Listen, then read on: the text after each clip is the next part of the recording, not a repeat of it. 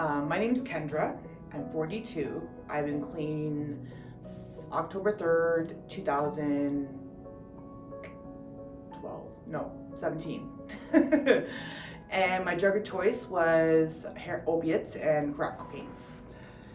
And I had a long road of getting clean and being in recovery. I was born in Lindsay, and then my dad was a banker, so we moved around a lot every 4 years. And in my adolescent years, I started getting bullied a lot, and was for a long time, from like age of 10 to I guess 15 or so. And so I had a lot of insecurities and low self-esteem, and I got into the wrong crowd and started smoking cigarettes at 14 and drinking and doing drugs. And then I got all those times in high school was a big party. And then I hit my college years and it just continued on. After I turned 19, I just started drinking really hard and doing hard drugs like ecstasy and everything like that. Do you remember your worst experience in your 20s? Yeah, I met my ex-husband. Got really hard into the opiates. I met him and he introduced me to the perks, and then I got escalated from there. And we had a daughter. She's now she's 16. We had her after I married him after 7-8 years after I met him, and we had her a year after. And yeah, he was alcoholic and a hard drug addict, and I was insecure and I thought I could change him, and was not a good relationship. There's a lot of toxicness, and my daughter went to my mom and dad's when she was 6. We thought we could work on our marriage and our relationship, and it just got worse. We both went to treatment. I went 3 times, and first time I went to treatment I was 2012, and I was addicted to everything. And I got clean, so I went to a 21-day treatment center, and I relapsed after I got out. And then I went to Georgian Wood. How many years after that? I can't remember how many years after that was. And then I was on methadone, and then I relapsed again. And then my ex-husband started selling drugs at the end of our relationship. And then I got into the heroin, fentanyl, crack, some little bit of meth. I did everything. And he met a prostitute, and he was cheating me with her, and he got her pregnant a couple times, made her abort it, got really angry, and then I got into the escorting. So then I started doing that for 5 years, and then I really bad into it, and I wanted to hurt myself, so because my ex-husband was enabling me. And my life was a mess. My parents wouldn't let me see my daughter and all that stuff, so I wanted to hurt myself. So I decided not to, and I went to the hospital and got help. And then I got cold turkey at the hospitals, off heroin and fentanyl and crack, a lot of stuff, cold turkey, and I've been clean since. When you were in escorting, do you remember how that started? Yeah, earlier on, I did a little bit here and there with my ex-husband, and then we stopped, and then he started selling drugs, and got really big into it, selling it. He sold everything but weed in large quantities. So I was trying to keep up to the lifestyle, I guess, and hold on to that. And then I just couldn't. It was really hard. It was really mentally exhausting. Keep up that act.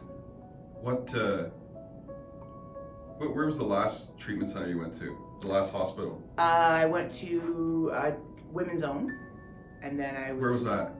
Dundas. All of the. How long were you there for? 2 days, and then I was too sick, so I went to Toronto Western. And I was there dope sick? Yeah, really dope sick. Yeah. I got clean off of heroin and fentanyl, half gram. I was doing that every day, half gram. I know a lot of people have done more, but everybody's got their own bottle. Yeah. So it was really difficult, but I did it because I knew my ex-husband was going to go to jail. I just had a feeling, and I needed to be clean for my kid because I wouldn't have been here, and he would have been in jail. I don't know how she would have turned out, so I had to be there for her. Thought of her. Yeah, how scary was it going through detox in the hospital? I felt like I was going to die. But I knew that was all the toxics coming out of me. So I knew that just to get over that sickness, I'd be okay. And I know a lot of people say, oh my God, I feel like I'm dying. I need the fix to not feel sick. But I know that's not, you're not dying. You're just getting all the crap out of you. Yeah. How long? 3 weeks almost. 3 weeks. Almost, yeah. So anybody out there that's trying to detox, this doesn't happen overnight, right? No. It takes quite a while. Did you find it was harder the third time? Yeah, because I got cold turkey. Were you just ready though? Yeah, because I was like, you're gonna kill yourself. Yeah, and I just knew my if I didn't get clean, my life would have been worse for my kid and myself and whoever else was around me. What do you do now? Do you do Zoom meetings or? I just stay away from people that use. I kind of like I don't isolate myself. I just pick wisely who I hang out with because I don't want to relapse. Right, you surround yourself with like-minded people. Yeah, and it's only small amounts because I can't handle crowds anymore, and I got anxiety and PTSD. Yeah, bipolar, all that crap. So. Yeah, that comes with the territory. Yeah. We all have a bit of that. Yeah, so I just I just try to stay with my family and contact them. And how's your relationship now with your family? It's a lot better. My parents let me see my daughter, and whenever I want, almost, and can call her and talk to her. And my parents are pretty happy. They don't guess and kind of like think about if I'm using or not, because I can tell, because I look a lot better than I did. I think I was like 120 pounds when I was using. Now I'm like, yeah, normal. healthy. Yeah, not strung out. No. So yeah, when you were trying to get out of the lifestyle, especially the second and third time, do you remember the struggle you had to basically talk yourself into it? Because you talked about how you were basically, being pimped out by your ex-husband to try to keep up with him, which is, tragic. So yeah. Do you remember the feeling like trying to get to break away from that lifestyle? Like, what was it that made you do it? Like your daughter, obviously. Mm-hmm. And I didn't want to keep chasing the dope sickness every day. Yeah. It was so exhausting. Like waking up and then you have to think, I need my drink or I need a fix or whatever it is, right? I remember those days. And it just was I got so tired of it. And I'm like 42 years old. So you get old and you just can't. It takes a long time to recover off whatever it is when you're older. You can't do it, and you're not invincible anymore. For sure. And you're 3 years plus now? Yeah, 4 years October. That's great. This October coming. What's been the hardest part of recovery for you? Going through bumps in your life, I guess, and trying to handle it without drugs, feeling it. Yeah, and having to feel it and go through the emotions. But it's beautiful. I find now that I love waking up in the morning and having a coffee outside or whatever, and enjoying the sun, or I notice everything in detail. You just wake up and you appreciate life more. I just felt like now that I'm clean and I got close to death, I feel humble and more humble. I am humble anyway, but I felt more humble and just appreciate small things in life. And remember that last night that really pushed you there? You remember the close to death that you talked yeah, about? I called my ex-husband to help me, and he came to the house, and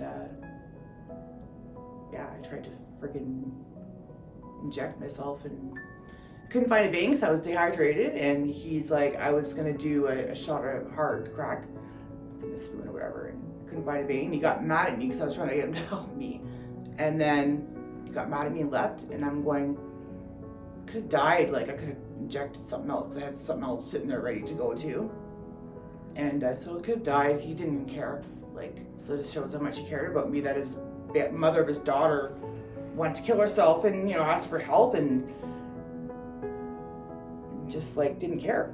And he went home and slept, like fine. It's like, well, I gotta get myself clean because you don't give a shit about me. So if you don't give a shit about me, I gotta give a shit about myself, right? Because my husband won't. How do you feel now? Great. I wake up good. I feel happy every morning.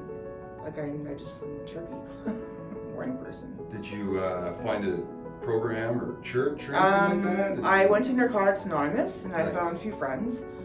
I found out that going to the meeting sometimes is triggering after because they talk about the old war stories, and so I found out that I was triggered, so I didn't want to do that. So I just found choosing my friends wisely and A few just people to talk to and help you. yeah. Actually, I have a grand sponsor I used to live with. She's on my Facebook, and I message her if I need to talk to her. And I also have addictions counselor I see still. How often? I see her not so much anymore. I'd say like once a month, but before it was like every 2 or 3 times a week. She actually took me to the like women's zone. She actually dropped me off there. She goes, "Don't come back to Barrie to clean." What was the best advice you got coming out of like detox or your program the last time? Just feeling like healthy. Like just every day I felt healthier, and I just wasn't so feeling like crap every morning.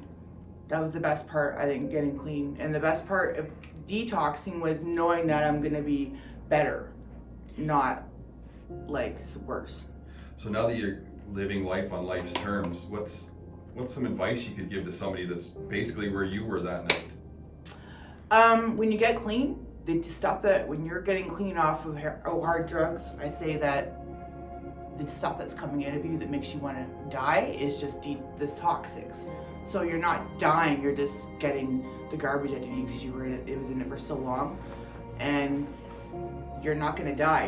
It's all coming out of you, and it's just part of getting clean. If you wanted to do a cold turkey, and that's how I think is the best way to do it cold turkey, because you just know that you just don't want to go back to that sickness. How did you get to a program? You were that night there, you were doing, you're on the edge and you just have to want it. Did you wake up in the morning though and call somebody, or did somebody take you? I went and I took a cab to the hospital. Just went on my own. So you went on your I own? just kind of felt like I had a kind of an epiphany, kind of like, I don't know. Yeah. It was Someone weird. talking to you so you can get Yeah, it and out. I felt like almost like an adrenaline that night. Because I was like, okay, I'm going to do this the last time. I was like, Shock. yeah, it was total shock, yeah. Right, yeah. But I just thought, like my ex-husband didn't want to help me get clean. Like he was supposed to, I had to do it my own because nobody else is going to do it for myself. Or, right. Yeah, and that was my rock bottom. What is the best piece of advice you could give somebody right now that is trying right now to get sober? You have to want it yourself. And you can't, if you do it for somebody else, it just probably won't work. And you have to want it. So, Is it better now? yeah. Oh yeah. I just feel like I just love everything. I love like laughing. I just love humor. It's just like I find them hilarious. Yeah, so it's good. And I love my daughter. I just took her to get a haircut the other day, and she looks so beautiful. If somebody needed maybe to talk to you, would they be able to reach out? Oh yeah, man, for sure. I wouldn't want anyone to be where I was and not have anyone to talk to. I'd love to even just like volunteer somewhere. Like Busby Center is my next goal, to volunteer. Yeah. Yeah. And do you you're dealing okay with the isolation, COVID, and everything? Yeah, like I have like mom and dad to talk to. You got your circle. That's good. Yeah, man. Well, thank you for coming and telling your story today. We're happy you're here. Thank you. I'm happy I'm here too. I appreciate that.